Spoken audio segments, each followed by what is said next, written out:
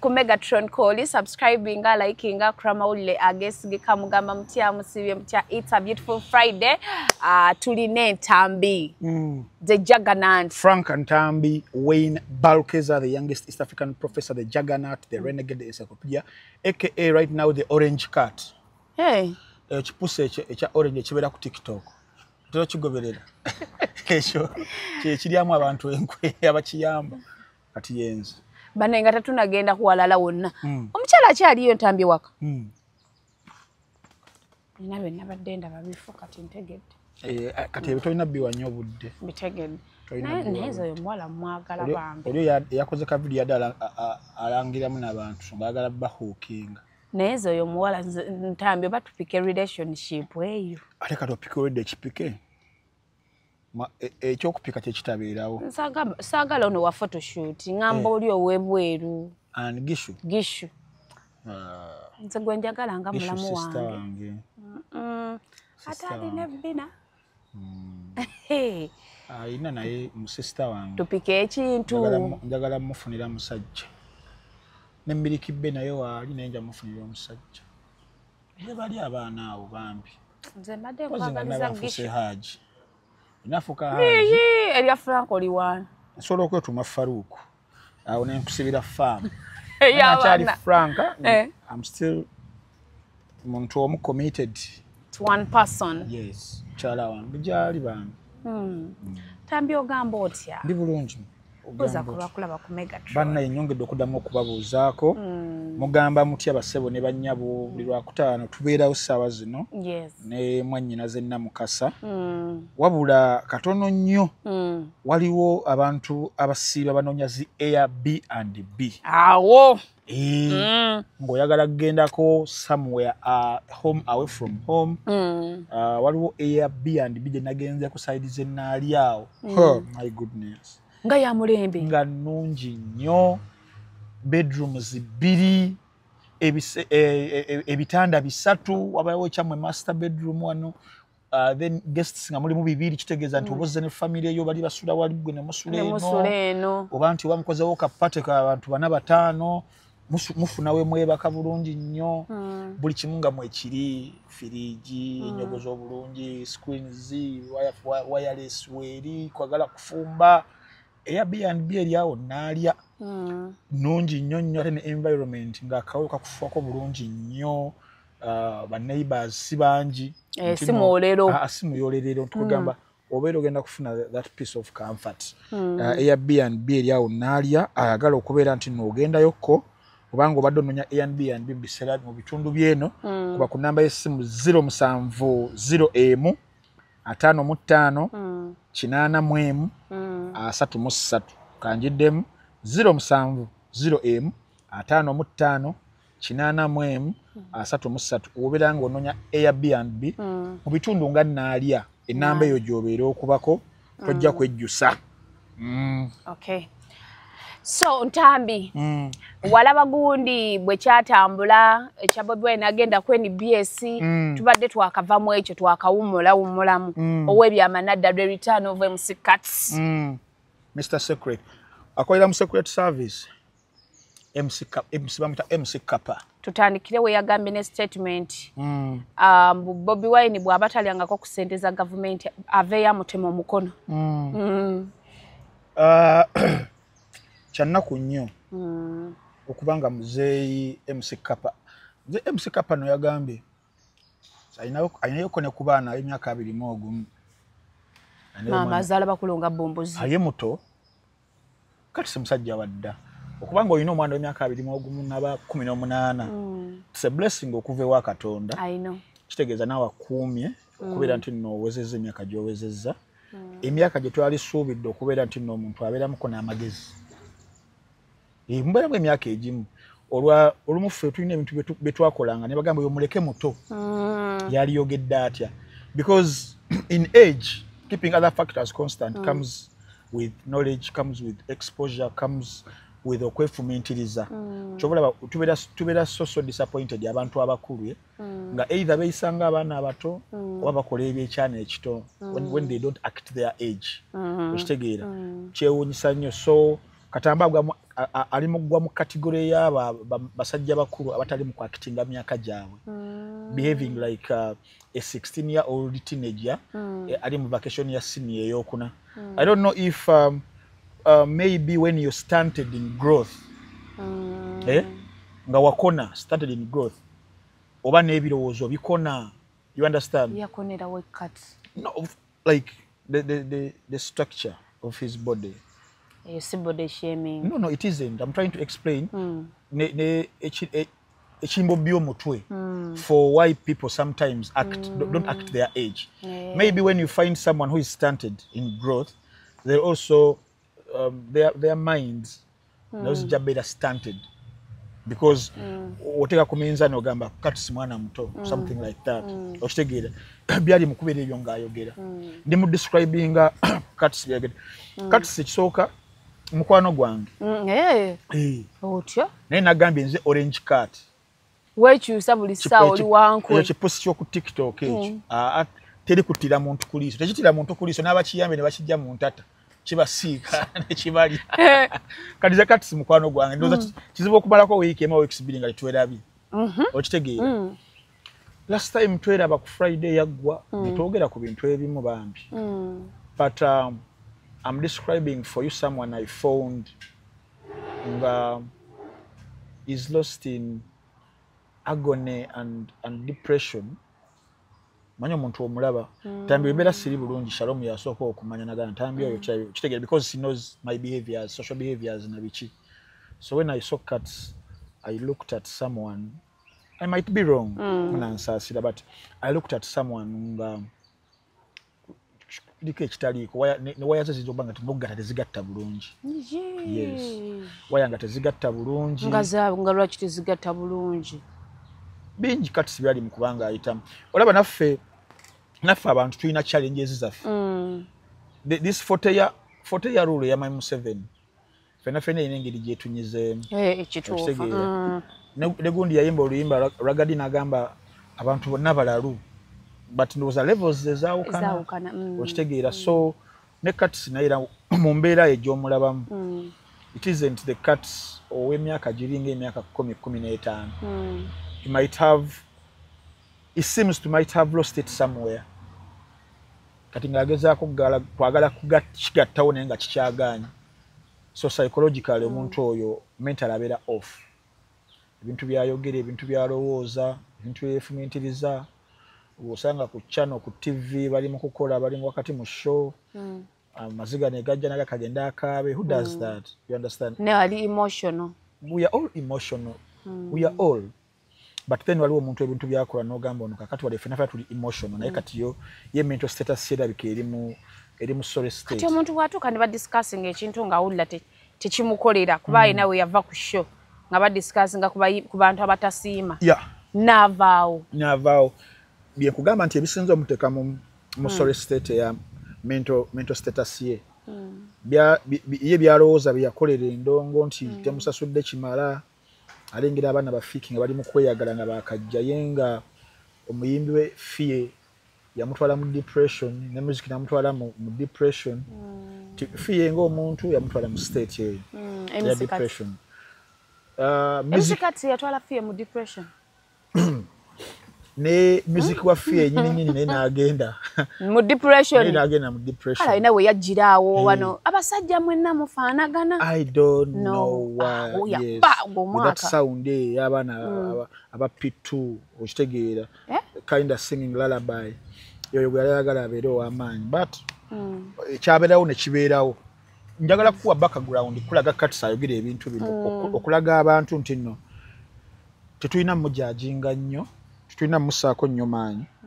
Tulina kusaba busabi lunaku. Tulusaba buli mu ddiini ye. Mukatuliki n'osabayo olunaku tusiibire ku MC Cuts. Musiibireyo ennaku zino ezisigadde ez'omu kisibo. Musobola ennaku nga bbiri. Tusiiba abasiraamu ne basiba zino ezasatu ezibagendamu ne basibira ku MC Cuts. Abanyeenya ensaasi ne bawonga kati tulina okumuwongerayoko ku bintu ebimu MC Cuts. Okitegeera. That is the man for you. So wobuuziza ebimu ku byayogedde ebyo nga mulimu ekyekya because yayogedde ebintu bingi ebyo bigenda okutakolingako. Yayogedde ku kya Bobi Wine waba talyanga ku ssente za mwami Museveni za gavumenti amutema omukono nga kyagezaako okugamba one nti Bobi Wine mu state mu position ye we yavaayo n'ayogera ku kyabayimbi okufuuka babbeegazi kyamuluma nnyo kyamuluma because Bobi Wine yakwata mu bbwa abantu tetwagala mazima tetwagala mazima someone wayogera amazima wabeera abakukoleza eki so abayimbi mu bufunze babbeege byadda it's a very big section of our artists are beggars. Bobi Wine wabanga yalya ssente eza gavumenti as an artist tulina okwebuuza yazirira mu capacity ki yazirya atya yapangisibwa kugenda kuyimbira omu ku bakungu abanene mu gavumenti oba yaweebwa ezimu ku taxpayers money okubaako ekintu kyagunjawo kihuduwinkinga abayimbi abalala as we are seeing right now oba kitegeera kyalina okutugamba nti kino walya ssente za gavumenti mu capacity bweti wagera n'oyimba ku mukolo gwa gavumenti oguli official ekololo natawo batalidde ssente abagenze ku ekyo ne tukimanya nti no bakyali ekyo teba wagera n'oyimbira omu ku bakungu baya wayimbira ku mbaga ye ekyo because sijjukirawo nawona Bobi Wine walya ssente mu mbeera eyo nga bano abayimbi b'essaawa zino kibali mu kubeera nga bakola ki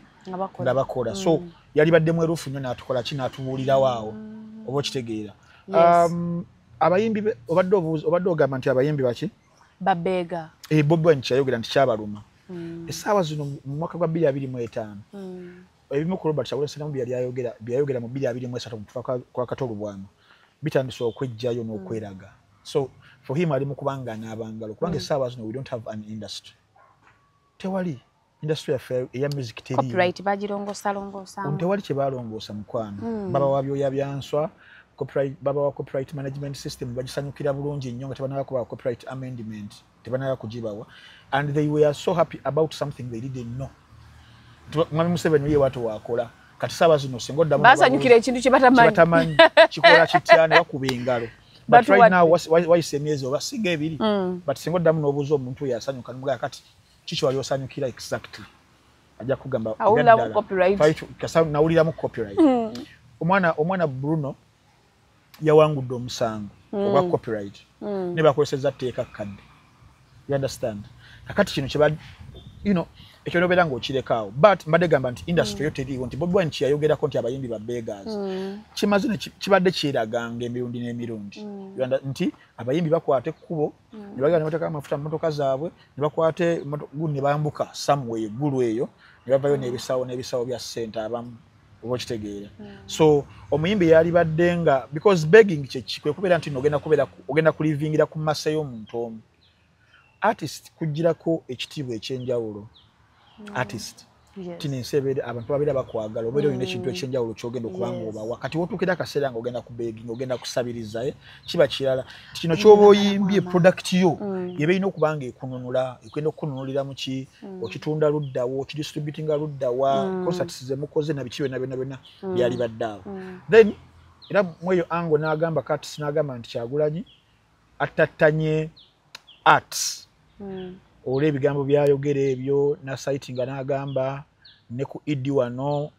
ennaku ezakwatanga abantu omugamba saawa zino twabadde na bivvulu and all that is because of Bobi Wine. Lwaki ebivvulu tebyabaddeyo? Lwaki Bobi Wine yalemesezza ebivvulu? Kati siye mundowooza abantu bati walowooza tubala nagambye nti because of his stunted growth n'ebirowoozo bye naye ndowooza byakona kubanga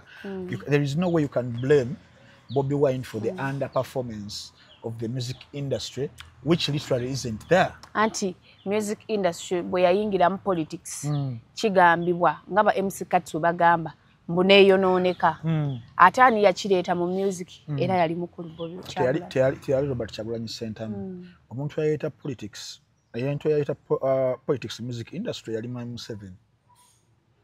kubeera 2011 we yasalawo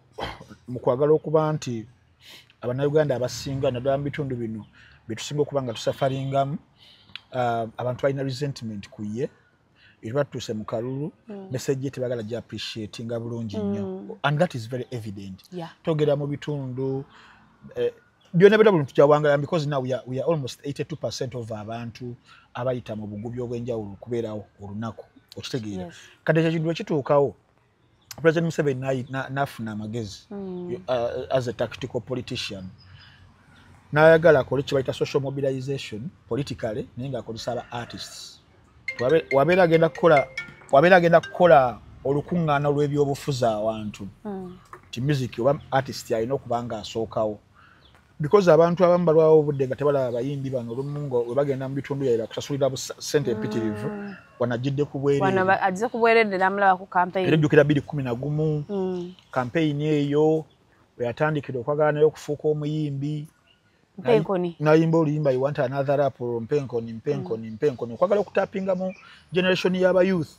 Abato we batyo era mwe twatandikira okulaba abayimbi nga batandise okubanga abayimba mu campaign Eddie Kenzo alina oluyimba bali babiyita Stamina ojjukira bulungi nnyo we bityo balinganga babiyimba.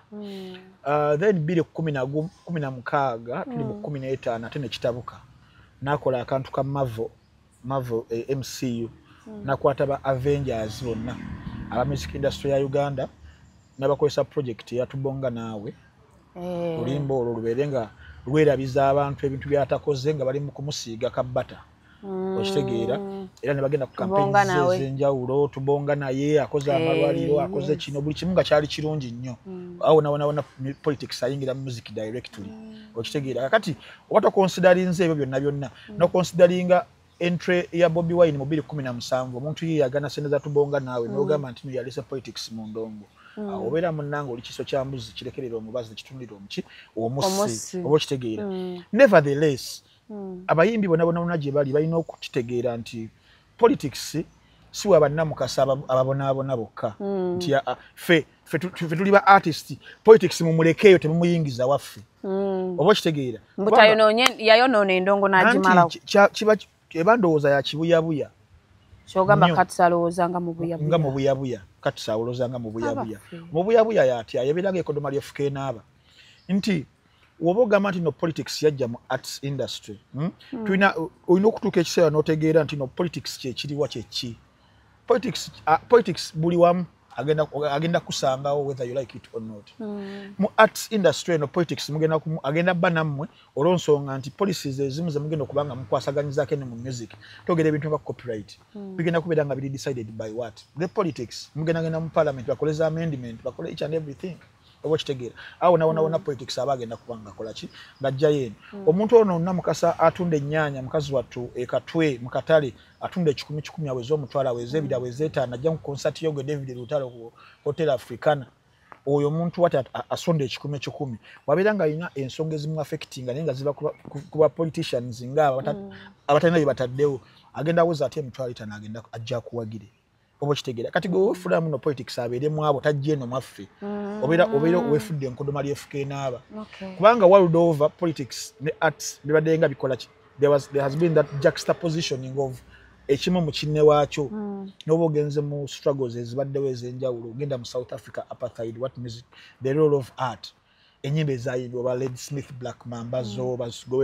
Soweto Ghetto Gospel ba Huma Sekera Yvonne Chakachaka Brenda Fassie Lucky Dube n'abalala the role gye baazannya music yazannya okitegeera okubeera nga one baali mu kubanga batuntuzibwa abazungu naye nga ekyali kirina okuba nga kibeerawo ye music okuba budaabuda mu mmeme n'emitima okuba message okubeera nga bagibazaamu nti no tujja kutuukayo tubeere bagumiikiriza n'ebirala that is the role of art mu politics abaddengawo I can give you 1000 examples genda mu ggwanga lya America wonna mu campaign zino za Black Lives Matter ba Beyonce ba Kendrick Lamar bajeko genda Obama ngajja bamulima my president is black to mobilize the black Americans to know waffe tuberenga tumusupporting okitegeera so there is no way you can send politics I mean arts as an industry agenda ku living ku island yayo bine byalanga tebikwatako okitegeera ekibeera kyabwewusa so there is no way you can blame Bobby Wine okubeera nti no yava mu comfort zone ye n'agamba kakati kanve wano mu comfort zone ngende mberenga abantu bana bampaniridde okuntuusa wano mbereko nange kyembayambako Bobby Wine tetujjagama muno yasinga amaanyi oba yasinga amagezi amayitirivu ennyo but Bobby Wine is a beam of hope eri abantu abalala abayitirivu ennyo gwe kati sinoovayo n'oyogera ebigambo biyitirivu batwali abantu miliyoni singa na munnya mu ggwanga erya Uganda abamulaba ng'essuubi lyabwe olwa this 40-year rule kyekoze bannayuganda nti bakyalinamu ki bwesigwe trust na ssuubi kakati Bobi Wine ye beam of hope eyo kakati tolina ngeri gyogenda kumugamba mbu yaleeta ebyobufuzi n'ekyokubiri nti era Bobi Wine ogamba muno bya politics and art n'abigatta nti asigala eri Bobi Wine tuba twogera ku ba contributors ba music industry ya Uganda kwali wamaanyi nnyo nti nno bano abayimbi abalala abali mu kubanga beekyanga bali ku foundation y'abasajja nga Robert Kyagulanyi Center mu Bobi Wine lengera sawa zino Eddie Kenzo mu kubasinga okwagala okubanga bakuba Kyagulanyi and contribution ya Kyagulanyi ku career ya Eddie Kenzo ngatandikira ddala. I have videos here Eddie Kenzo himself is confessing of how Bobi Wine helped him nga yakava erubiri Eddie Kenzo yatulekayo ffe na dropping out najja mu music batamu ku bantu abamuyamba ennyira gwa baddenga asibanga jayo naye ya complaining anti bambako n'oluyimba bano twagenda okuddamu okubuuza publisher yabikola ng'onaye ali mu folofoto ntendere ewunya amalusu you understand so awo nawona the foundation of Robert Kyagulanyi Center abakyusa music industry ya Uganda for the better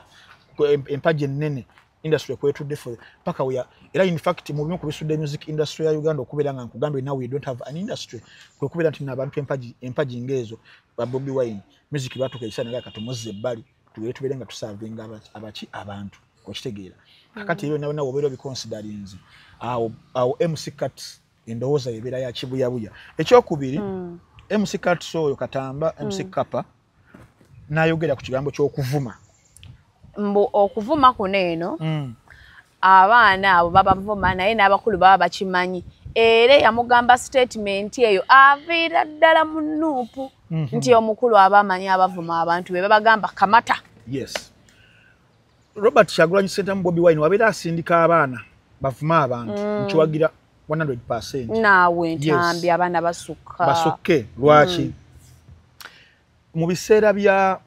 slave trade bajjajja baffe abamu abagenda eyo ne batuntuzibwa nga bava wano against their will.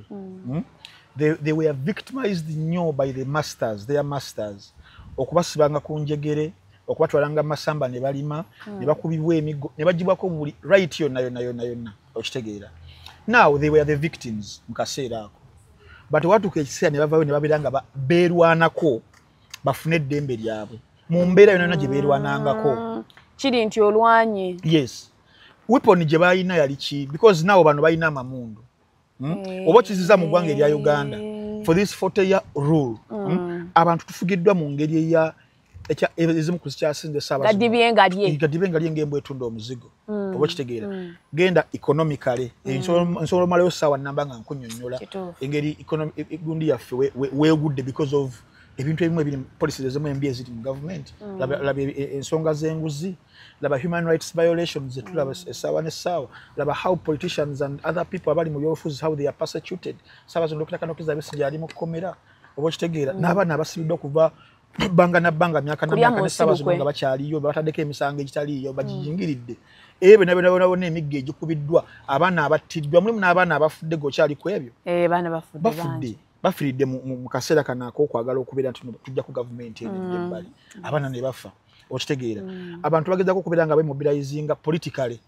President Museveni butabyagala ajja bateekamu embeera tuva mu kalulu k'ekawempe wakalaba emigga egyaliyo nabena ebyaliyo kakati ekyo wobeera nga tuli mu mbeera bwetyo mu ggwanga ng'erya Uganda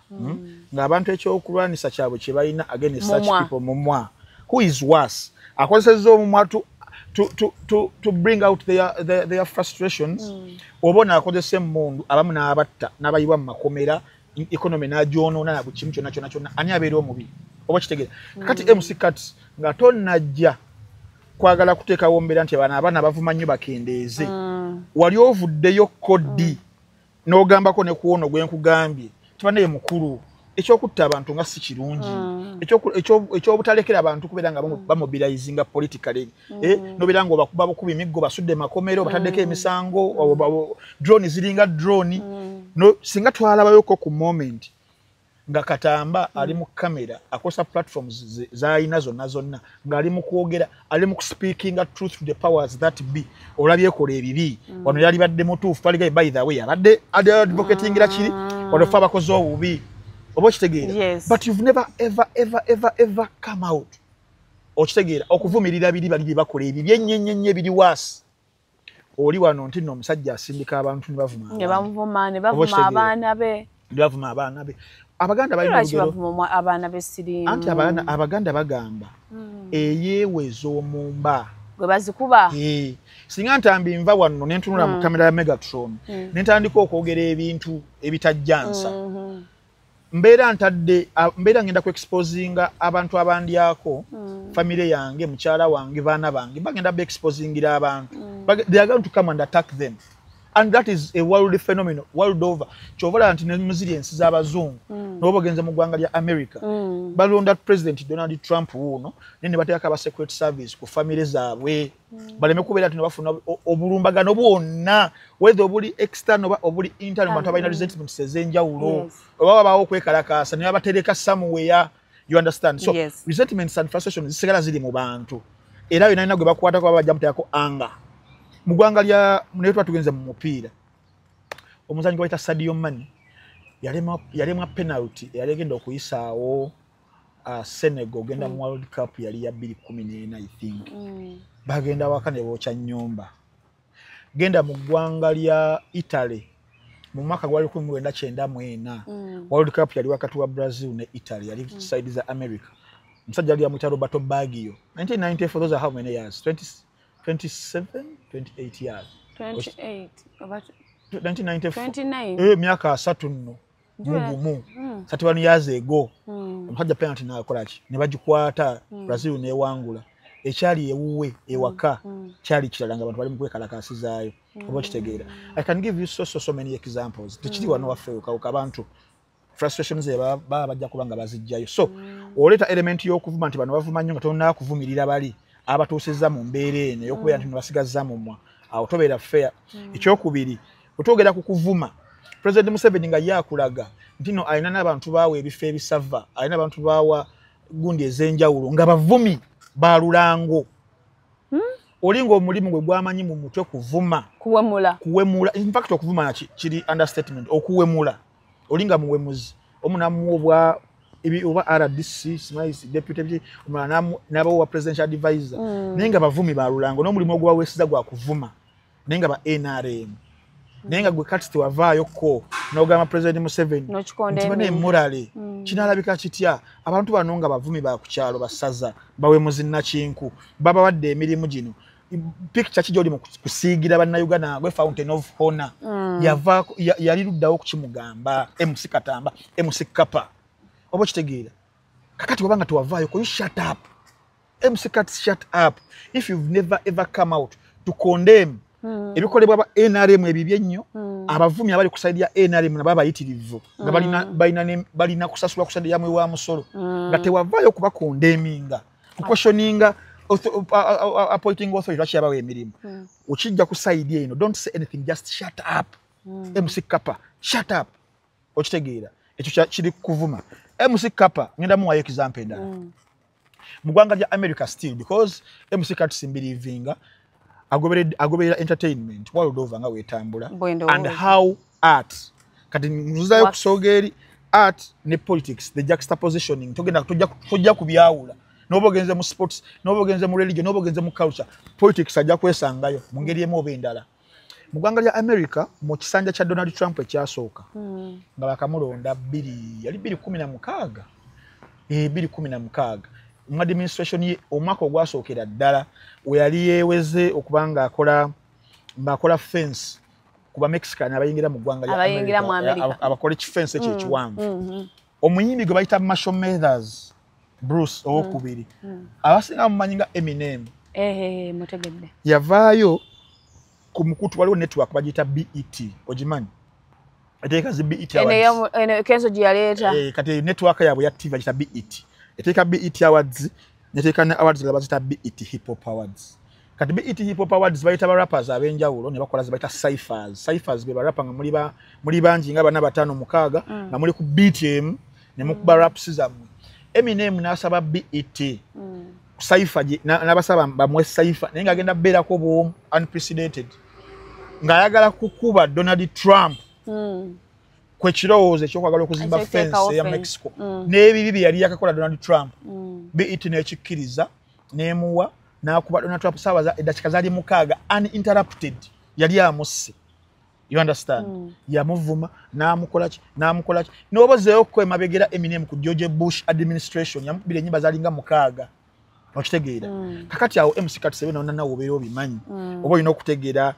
art ne politics ne resentments mu bantu ebiwaakinga against powers that be wezibeera nga zisobezza. MC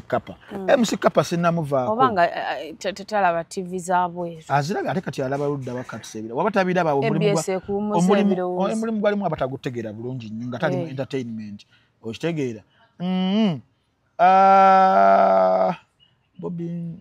Omutima omubi guno gwayogerako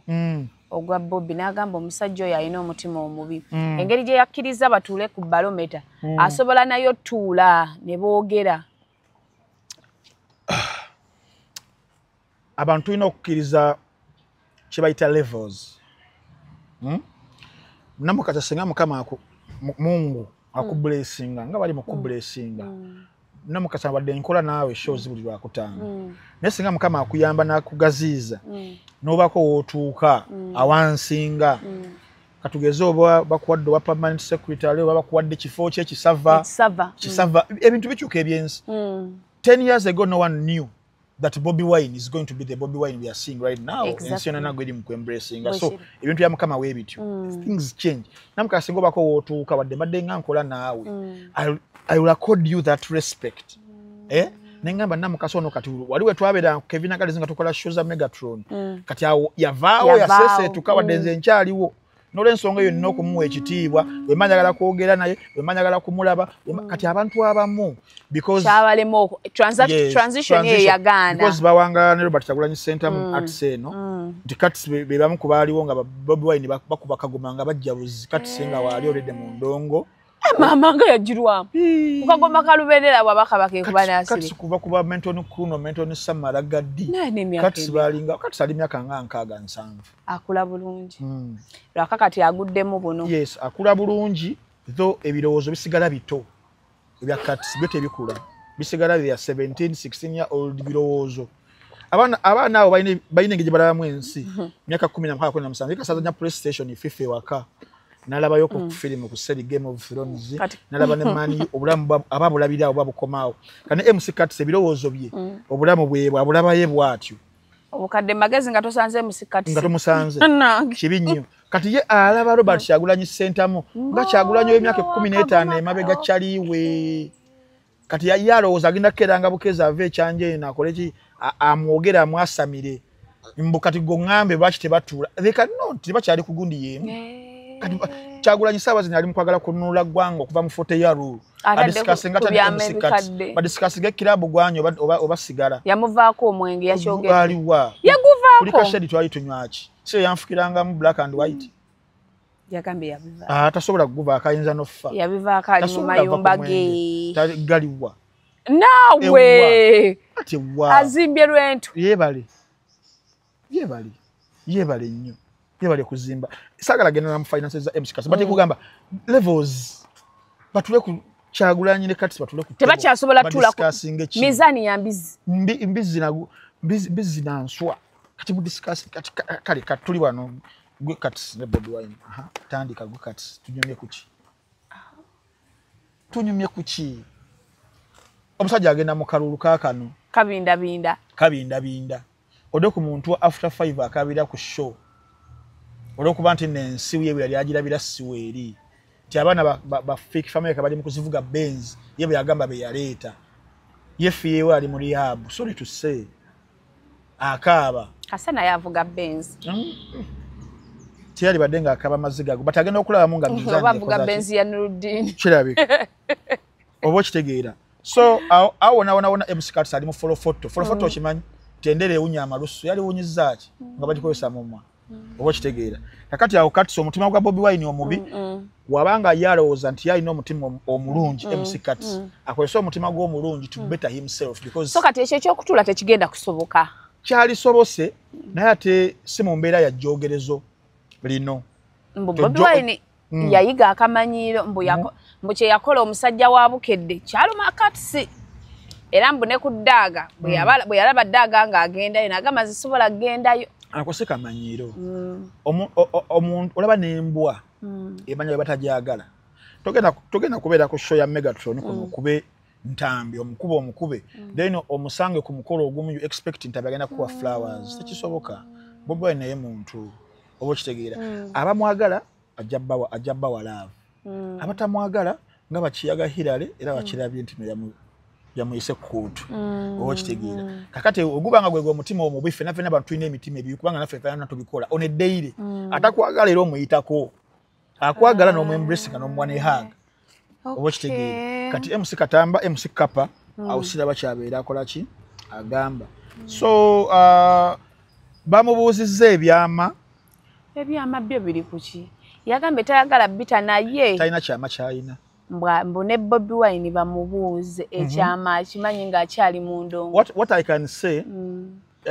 Bobi Wine muntu Bobi Wine alina okubanga mu kaseera ng'akyali mu ndongo nakati ng'omuntu he's still doing some errors here and there okitegeera si mutuukirivu as me as you as our producer as MC Kat who is uttering such nonsense oba okitegeera but mu kaseera kano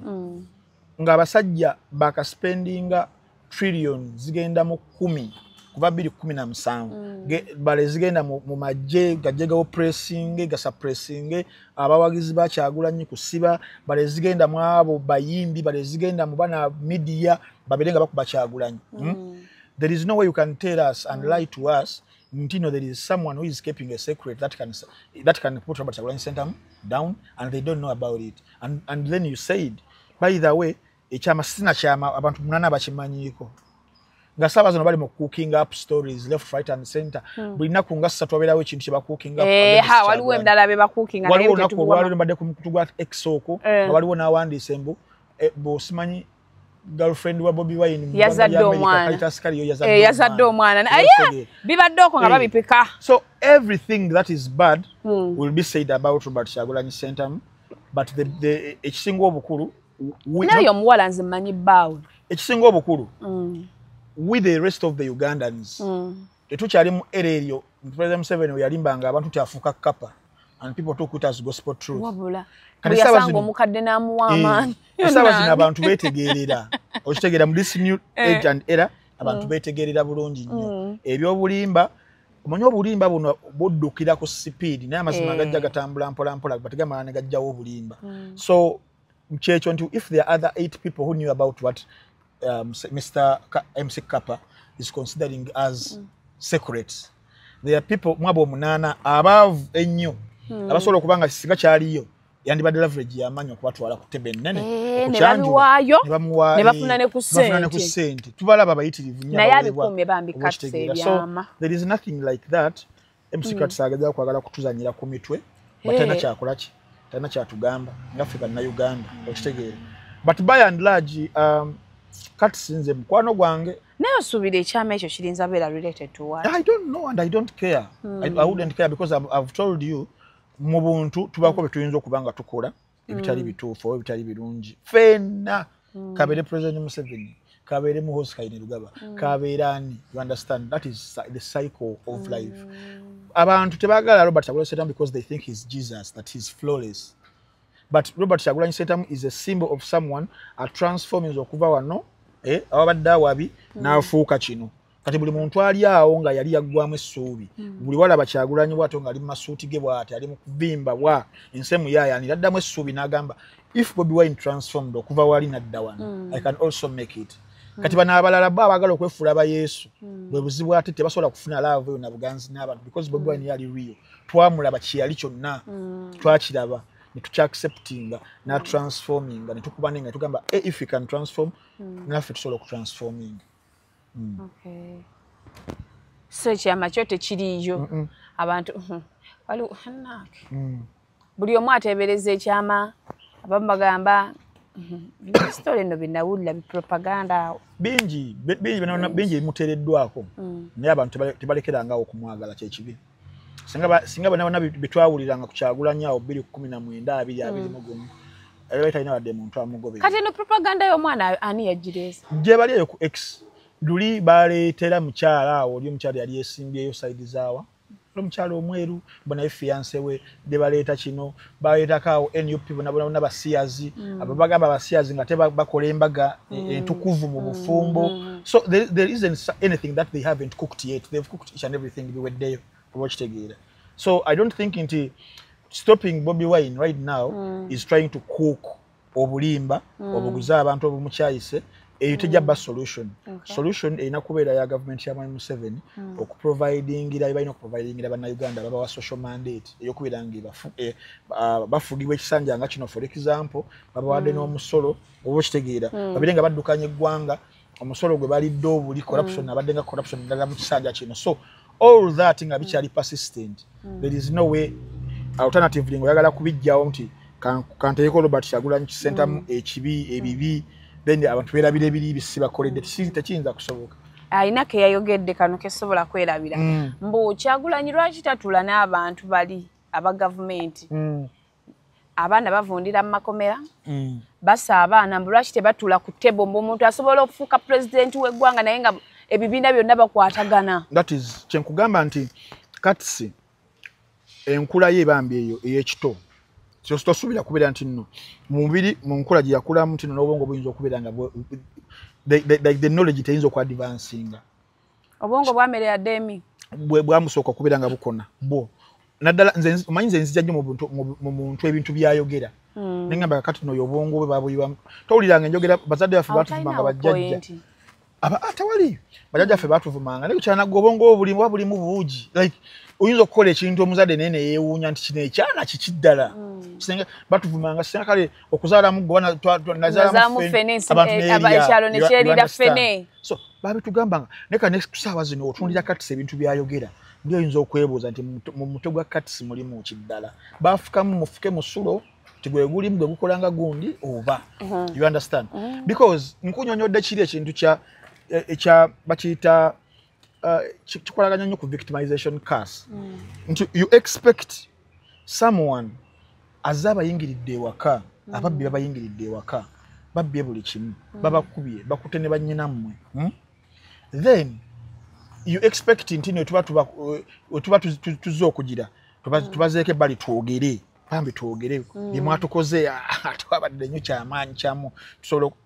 ebintu gavumenti ya Mwai Museveni byetukoze mu myaka 8 you don't expect that any day to sit on around table mu discussing echi discussion esinga obukulu ya the transition of power tubane mulemereddwa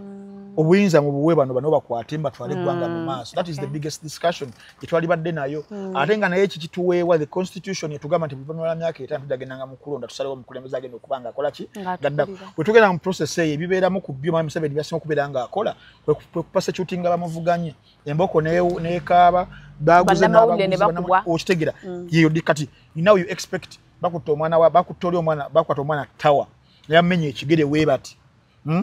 then Kyagulanyi akirayo bwati agambe tugetogere n'abasajja bakendeeze first tuvumirire bino bebakola one babikola tebidi mu mateeka ababikola balina kubeera behind the bars not the victims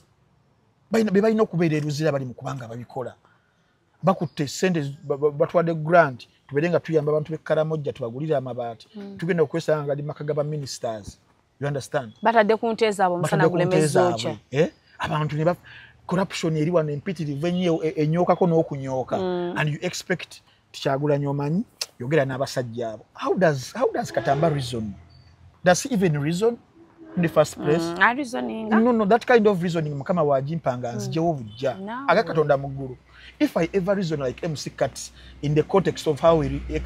reasoned yesterday, Katonda mukama Katonda ujanga nonzijawo nontwala jaba sina kyenetaga abantu kyebanetaza mu nsi eno ujanga nonzijawo ayi Katonda wange ontwalanga tugamba bajjewo kati nompumuza ayina abaana nze singa nkeera ku macha nembera nga ndowooza nga kati bwalowooza mu context byayogedde ebyo Kyagulanyi atule n'abantu abavictimizinze abantu abassa abantu bateese Mukama Katonda nze singa ndowoozanga bwe ntujjanga nonzijawo bujja nompumuza n'engenda kati alowooza bw'ati bamukolere nze kibadde ku nze singa ndowooza bwe ntyo oli yayinza okulaba ng'endowooza ye ennungi alina n'okubeera ku nsi but nze singa I ever family yange nagigamba singa ntandika okugereba ekibuyabuya mufunanga njegere ne musoka ne munsiba ne munsiba nga sola va wantu lipusi ne muteekako kono ku mimwa gyange solotape nennema kuswala katusanga MC Katsi abantu ababa bamulinaanye ne baalyako both they are okay with it kati ali mu kuweebuuka kitabi kati waliwo omuntu nga because okuweebuuka olina okuba nga olina amagezi kino kyenjogera kya kisiru naye omuntu oba tolina amagezi tosobola ateegera muno oweebuuka kati that is MC Katsi for you MC Kappa twegendeze n'amannya ge twetuuma MC Kappa mulinyira akatamba gwe nojjamu Kappa gwani nze MC Kappa nedda yakola ke eti ate we mu pronunciation bana atamuteekako kati kata kati obongo bwino sigala Kappa obongo bakati wa Kappa Kappa kisolo bambi ojja kukiwamba ne kidduka ate ngoze kiya ojja kiweweetamu ne kidduka ye Kappa MC Katsi Kyagulanyi ali mukwagala kuyamba future yeterere MC Katsi yakulemerera ku myaka nkaga gyolina bano badagala sirwanga zipapo party naye ina nights za club nights zibakati saba zina abana bakola zi nights obamanyi ba MC Patri ba MC Tomboy Top Boy because kyalube kiri short lived at 60 years you have to have a farm somewhere and you retired from TV you a consultant you're a media consultant chogama Katsi emyaka gye yanyabanga talina kubanga ali ku TV myaka nkaga ngo kyali ku TV owereza entertainment really kama wentuka nga wira nnona bamuteke masengejje aina kubeera eyo ng'akola programu zino za kusumika embugo bazikolanga batya kuba ye yaliwo Uganda ekkula manyi obuvo n'obuddo empologoma yasooka kujja mu Uganda nga Katsi byatunyumiza shetagifitinga twalaba ba Drake Sekeba aina kola shoza ba Drake Sekeba birungi byokka byavumbulanga vumbula ne Katsi aina kola vumbula myaka nkaaga naye oli ku entertainment oli mu kudiscussing azawi at 60 kiriganga oli omulala wa Sapule at 60 ndi president wa Lugambo nokyenyumiriza Mukama Katonda ntwalanga ntuukanga awo nga sifunanga way out the problem mawulire abantu balemedde ofuna transition yes nti mbadde mu entertainment nga bolaba Gabi bwe yatuuka ng'alaba Olugambo terukyamujamu Anatalia Ozzy nava nono guna realizing mukazi wattu my sister DJ Zato Zato hafuza kubana byakolerera bye bintu ali nyonjawulo ono Precious Remy kati alina mu America yabombye ndeka laba nono aline bawe impose yagenze vacation yagenze mu America ne family yonna omwana lwashi yamujje kusomero nga tuli mu ttama kumufunira katabo tagenda kudda so says zange zangambisi wako agonfunye mapya yatutta abaana be ono abadde asoma n'amujja ne kusomero ne bagenda bali eyo mu nguudo za America bambadde jackets n'ennyindo ye ennyindo biyingiridde mu anassa nga lwaki tassa nga abantu bangi buli muntu abalwanira mukka tebamukomyewo nga yensonga ali eyo era omwana we gwagenda ozaala American baby ye anazaalanga buzazi buli mwaka alinayo omwana gwagenda ozaala amangu ago she's pregnant bali kamyo abaana basatu bokka ate Lobeke yabazaako n'aboosera wash bazaale baali kuzaala kwala Kabaka yagamba buli omulaga musimbe w'ebiti ekitooke basimbirewo ddala munnange yagenze mu America baba ali eyo ne bbaawe kale ami agenda n'avuga ubba n'addeeka bambi ng'ayise mu nguudo guddaawo biki kokutera namuwerayo ekyo nga wabbeeyi mwe mu America si wali kashedi ono w'ekyebiri naye alina passport y'omwami baba alina passport abakamba sabire busabizi nenga okulaba nti ne Precious atuse naga kagenda tesiku kyeyo sija bela ku si kyeyo bufumbo agenda bela longo samwe enongo sereza anabatakola kya mu America eyo nga tokola mu anakola wa conductor bafuna yo company nga ya bangamba gondi edimeza yanti avuga bus mukyala we yakola ati kijina kigula ndeka edi mesaya mukwano gwange mu mukyala we yakigula wala ne bafuluma kati mukyala bawa Remy avuga Uber ati omukyala yanagigula tunabawulira taddukirira ndoolu tusembeyo looya wa Muhanji looya yeekoze ebintu yasose najja n'atusomera ebisago gye bagenda okugula ku Bebekulu ne zuwena banywa ebintu ne batabisasula bayonoona obutebe kati tubali tuli awo olwaleero ejjo naggulawo ekibiina nga bambadde people power nga bambadde n'obukofiira bwa people power yeyingidde ate politics okuva eri mu looya wa Muhanji ate najja mu bwa politics kasooka empisewo n'abalanga oyo ye omusajja oyo alina agenda muganya na Habo Group oyo looya agenda muganya na Habo Group abagamba mpulina okundwadde nga pressure sukaali prostate enlargement prostate cancer migongo kuluma joints penis enlargement kusika kufunza mazzi ebizimba ku nabaana saako n'ebirala bayina solutions zogwe awulidde obubaka olwo bayina kano kawota syrup ke nakuwaako mwannyinaze ako nenywera obusanikira wabunywa era bagamba nti kati embeera litala tibbo ng'oluwombo lw'amagi so n'omukyala mukyala ali ayagala musajja womupaeko ku lw'embalala muwota syrup okuva muganya na Habo Group tebakomyawo bayina kano ka cuts liquid kano naye gasikosi ka MC cuts naye nga kakeetaaga nnyo afune kumanyiga ekisajja MC cuts ka cuts liquid abeerenga munnanga avumbavumba muko kubanga embeera tejja kubeera nnyangu so omusajja ayina bannaye nga olugendo otwaza kitonotono weera nga weekwata cuts liquid ajja kubeera akwongeramuko ku kabayita ka man power abo nno nga tubavuddeko balina kye bayita rough strain infection pills gana amayoke gayamba ku ndwadde zibayita urinary tract infections togera ku candida togera ku kabootongo bagayise rough strain infection pills oba olina obulwadde bwe butyo kajja bagakuyamba nyanekana akasembayo kenyagala okuwa mmoze olunaku olwaleero bakayita external direct towel ngenda kabako mmoze kano mulimu katawulo munda okusujjako kano kagundi katawulo munda okasiga wali kwaseno okitegeera so noberanga nobogenda mu kisaawe kano kanyuma okulanga bannange bakayita ka external direct towel olwawo n'owangala mu kisaawe weesiga bwoti weesiga osiga kusema osiga kusema kweweesiga ku pipe pipe yennyini kweweesiga embeera nebeera nga nnungi osobola okudireyinga n'okubisaabayo emubbiri olinagaya bannange leero ankomoze yayitidde ludda kumbe yayitidde mubaganya na Habo Group tulina ne kano kaliibu flow ko kayamba okuba nga kooza munnabaana enseke n'okubalansinga hormones so obubaka bwebwo okuva muganyana Habo Group basange side zaawo nyana ma trading center oba okube ku namba z'essimu abagala okuba deliveryingira 0754 889 904 7 kanjiddemu 0754 889 904 7 ne 0785 909 62 66 kanjiddemu gumu 0785 9 9 62 66 bebaganyana Habo Group yes ganyana ganywebwako muwangazi yes okay so kati tugendeko ku lawyer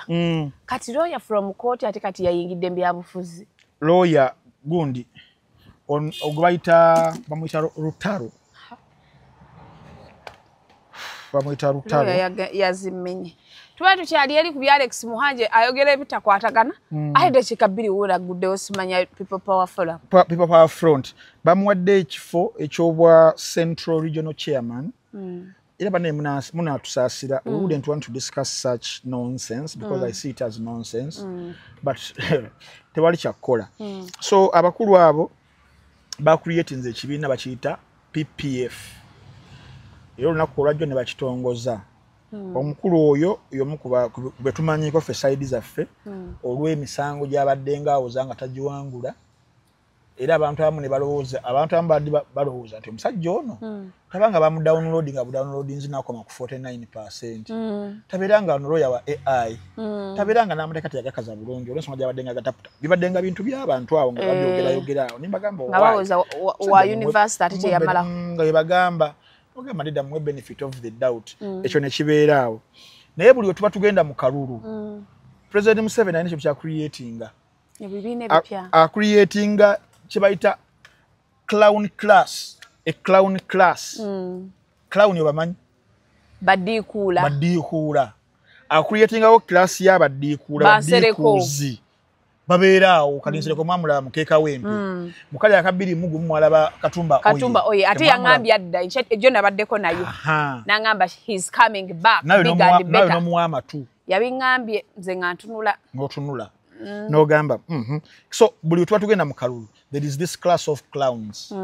ebere creating idwa for diversionary reasons to divert Ugandans okitegeera okuva ku nsonga enkulu tubeere ku bino with someone who is funding whom we all know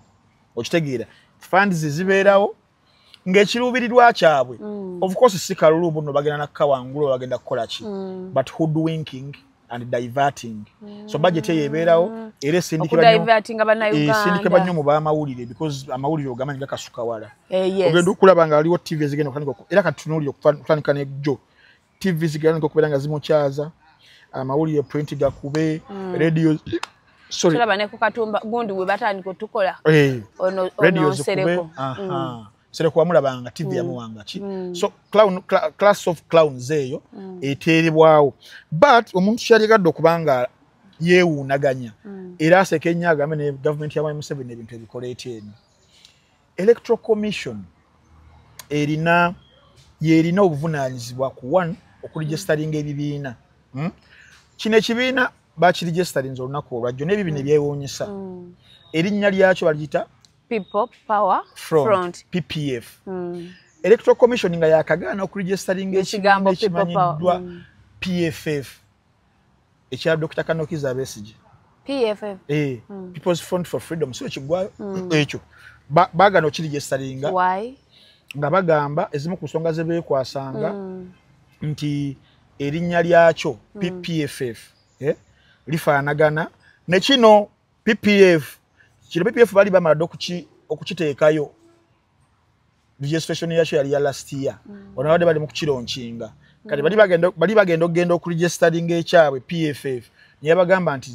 kifaanaganya pronunciations oli awulira PFF ayinza obutakola ki obutabyawula PFF yabagana okubaregisteringa ne basirika kati ekyewuunyisa ekyokubiri ne bagamba nobagamba nti kalaze mwagala okukozesa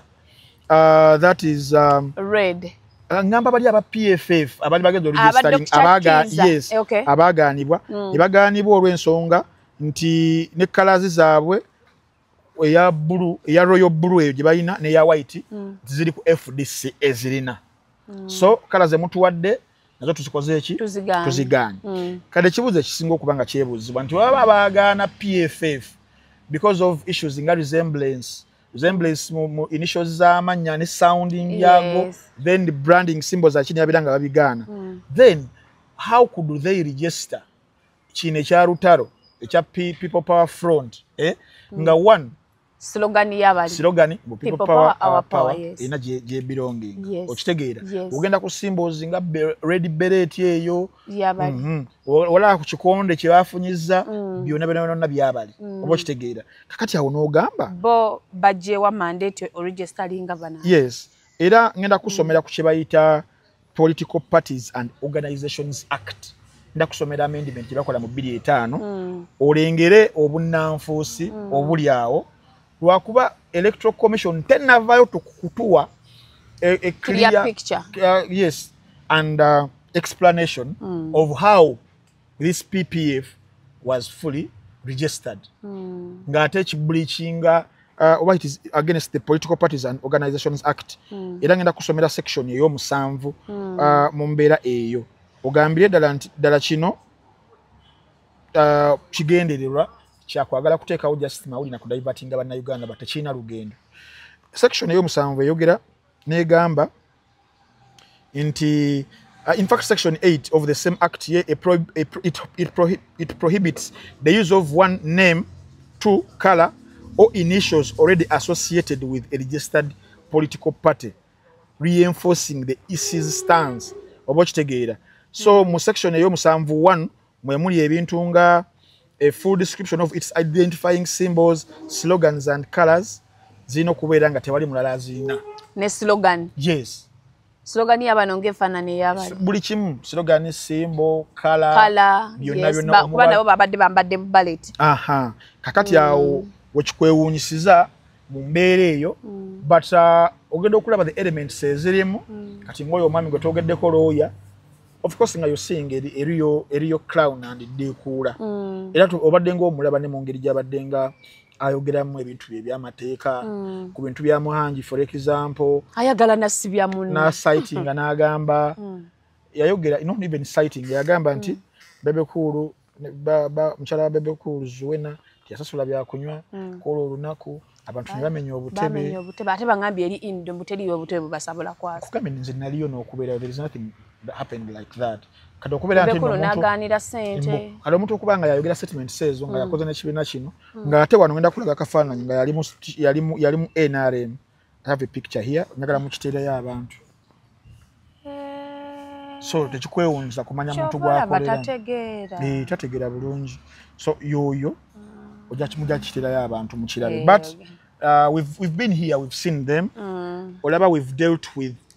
people abantu ebalowooza nti no bono okutegeera upstairs bali bategeera paka Kyagulanyi ajja n'aba exposing togera kuwa ebitaano twali tulowooza ow'amakooti ow'ekitiibwa but then how about these clowns so we welcome them to the club bajje bafeelinga music bajje ba enjoying their 15 minutes of fame because abawala bonabonayo ekitobe kibaddenga kafemu kabudde kakasera kabere ate omusajja alwanye n'erinnya looya agadde oddifuna ali agadde nnyo naye nga abantu bakwekogera luli ebitali munsa afuna attention ya public eweebuuza gye yagasomera abambi kati Muhanji oba yamugjawa kutomera yatomera kyayagala kuhayalinga looya ayinange kyembadde nkugamba onagamba nze wendi ku byonna by'oyagala amuhiya yamuhiya namutomeza ekitobe kyali kati gwe omusango gwabwe guli ku kyawufa ogwabano gwe bagenda okugula ku Alex ku Bebe Cool ne Mami Zuwena mulinzi kyayagadde okundowoozesa wayinza okubeerawo omuzannyo oguli muzannyibwa mu mbeera eya continuation for stunt or something abaffe kyandowoozesa because how on hell could a lawyer say such a thing okitegeera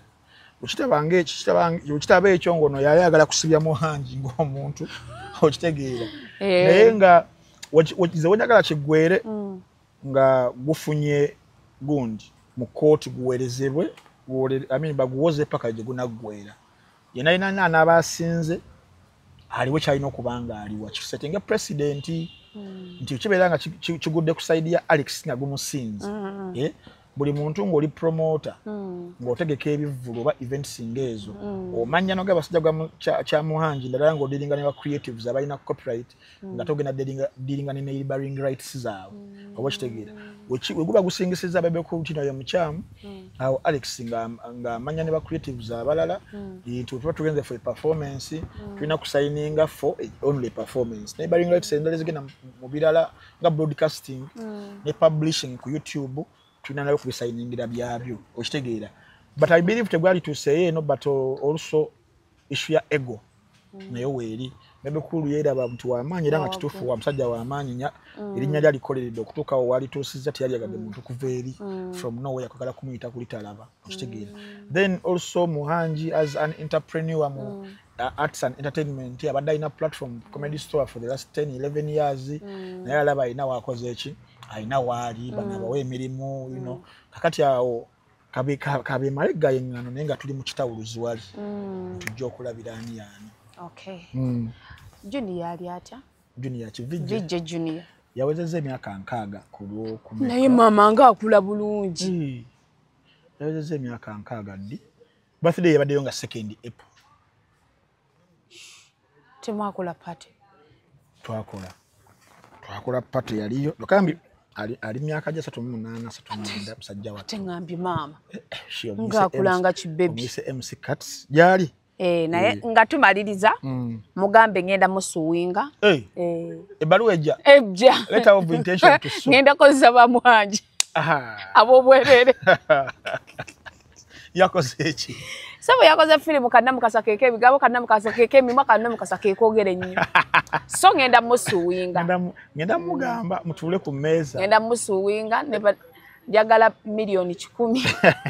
Onoberanga nambwayo. Gatuka na bivako. Tambiranga ba Muno Watch. Bane Muno Watch bakugamba nti ku mitwalo 3 egya Uganda you can subscribe with Muno Watch. Muno Watch ye platform ekuteekerako films z'aba VJs enjogerere buli VJ wa Uganda ali ku Muno Watch. Translated movies mu genres ezenjawulo obero nyumirwa action. Muno Watch twagikola categorizinga bulungi. Toboyagala action tulina yetu mukuteera. Abagala comedy, abagala drama, abagala thriller, abagala horror, abanyumirwa series, abanyumirwa TV drama buno obuzanyo bw'abakyala buno aba Filipino. Kwebuli nga bili organized bulungi bwogenda bugenzi mu section bu woyagala nti njagala action njagala romantic high school movies ba VJs nayo tubakoya kyekimu nabo netubasengeka ba VJ eno waliyo 20 tinjagala junior nze njagala gundi nze njagala gundi jingo Emmy IC bona buli VJ gwali owuli omutaka ISP yes but exclusively kiri ku Muno Watch tebabalimba abantu mbu ate Telegram tulinayo filmu za junior tulinayo abo babbi bafere tuli ku Muno Watch yokayoka ina wetu VJs ba Uganda bonna so bwayine simu genda gyofunira application teka mweri nya Muno Watch ejje wemala okubanga ejja teka mu email address gye bana bakusabye otakemu ne password yo ebisigadde kuba kusasula busasuzi ka sente bitwale 3 mwezi mulamba tulina enkola za mobile money tulina enkola za abakozesa credit cards za visa cards ezo ng'oteekamu wali alina abeera liikirira okubanga mukozesa cards zammwe osobola okukubira omuntu e Uganda n'omuweereza ssente n'omugamba tasulira Muno Watch ku mobile money ye Uganda because tulina abantu abali ebweru w'eggwanga nga batya okukozesa cards zaabwe okushoppinga ekintu kyonna so totya bwe okubira bukubizi muntu ali Uganda n'omuweereza akasente sendi wave n'omugamba nsasulira ku Muno Watch nabeera nga kikolera ku simu bwe nakuwa password na login zezo oba email address embeera nebeera nnungi nnyo abalina TVs tulina application yoko ku TV osobola kubanga ogijjayo notekamu credentials zo namwe abakolera ku laptop desktop mmwe ogenda bugenza mu browser gy'obeera oyina whether Google Chrome notekamu www.munowatch.com embeera nebeera nga ekutambulira bulungi nnyo Muno Watch lwaki naffe tatuwa obulango Muno Watch ndakwogera nabo wakati gwe yomuyise musiru oda inanze atenga tulawo wadde ki so abasembereyo ddala nabaganda bange aba Nana Herbal Mouth Wash Nana obulungi bwa Nana buli webuti wobeera nga olina obuzibu obwa ndwadde z'amannyo omanya mu kamwa kuno buli kimu kiri delicate mulimu abantu nga olina obuzibu akamwa kawunya mulimu abantu nno olira side emu mulina abantu abamu nti otekayo ekinyogo obwo ekyo kyagayakitinga bigasanyalala webityo n'obulwadde bonna nga bukolagana ku kyamannyo whether obulina ssaawa zino kozesa Nana oba tonaba kubanga obufuna era kozesa Nana okubupreventinga alina ekirungo ekipreventingira ddala nobeera nga kuba kulya mucomo osikira ddala ennyama kuba kulya kikajjo kirya bulungi nnyo nobeera nga embeera etambula bulungi nnyo so Nana mubeere nga mumukozesa ekirungi kya Nana yakasibwa National Drug Authority so olina okubeera nga oli mugumu awo nti ekitongole ng'ekyo kikakasisa nti nobeere nga operatinga kiba kimanyi okubanga kikwekennenya ebbanga n'ebbanga product bitana okubanga ejja katale ate era abagala Nana mugende mu pharmacy supermarkets ne drug shops Nana gyali butereevu nnyo abali ebweru w'eggwanga still mugende gye batunda ebintu ebivaako wano mu ggwanga erya Uganda era Nana mujja kubeera mumufuna bulungi nnyo tugamba tebaguza kapa mu kutiya Nana ojja mulaba mukasa mbadde sikalisiba ngenda kabalaga Nana nga waafaananira ddala era mu buufu bwe bumu tulina bannaffe abayitibwa ba Solange Women Syrup Solange Women Syrup niyo yakakasibwa National Drug Authority munnange wabula lino ddagala lyo siri amannyo lyo likuyamba ku ndwadde mu abakyala nga mugenze mu mwezi guli omuzibu ennyo ogw'ennaku 3 ennaku ennya nga owulira obulumi bukutwala bukutta cramps ezo omwana ow'obuwala bambi nobeera nga obanga obadde osoma kusoma ne kukeewamukko obanga obadde okola productivity n'ekenderaamukko so mubeere nga mukozesa Solange Women Syrup yakakasibwa National Drug Authority kubanga akakkanya obulumi ebyaddala nobeera mu nsonga ezo naye ng'emirimu sigala ogikakkalajja bulungi nnyo n'omuntu alina n'obutategeera gamba naye omuwala buli lunaku nga ye tabanga ali lubuto nga tebimuteeka wansi omanya nti akozesa kimu Solange Women Syrup for only painful cramps olina okubeera nga omukozesa abamwetaaga era supermarkets pharmacies gyali ne drug shops gyali wabula ate singa oba okubya ku namba y'essimu 0774 49 98 94 osobola okubeera nga omufuna kanjiddemu 0774 49 98 94 n'okuba essimu nana bayinza okuba Solange Women Syrup basobola okubeera nga bamukufunira oba okubuulira waali ate era nammwe abali ebweru w'eggwanga still musange mu outlets abatuukirwa oba abagulibwa ebintu ebivaako mu ggwanga Uganda n'oba ogambye muno nti nali azze eno nga rape wabadde wano bagundi bali badde bamutuma nana n'agenda nabo mu keesi n'ogenda naye so nana omutumya sako ne Solange nene obeera nga omutumya mbeera yeeyo so bebo munnaffe be tulina okay temwerabira bannaffe aba Victoria University bakoze March intake extension kitegeeza nakati osyasobolera ddala okugenda n'ofuna ekifo n'otandika okusoma tulina certificate diploma kosa ne courses za degree tusangibwa wali ku Jinja Road omuzadde ekyobugaga kyosobola omwana kumusomesa so mutwale ku university ekyasinze Victoria University kosa ne bannaffe aba Biva Organic basangibwa wali Emmengo nga wakayisa bwoti ebigoma bya Kabaka weyongerako emasu katini n'okyamira we batunda omwengo omuganda ogenda ku office zaabwe gaggadde bakebere bulwadde kyobukuluma ate nga bajjanjabisa ebintu bya wano tebakozesa panado bakozesa bintu bya wano greens ebintu bya green bye bakozesa okujjanjaba omuntu so musule bulungi mweraba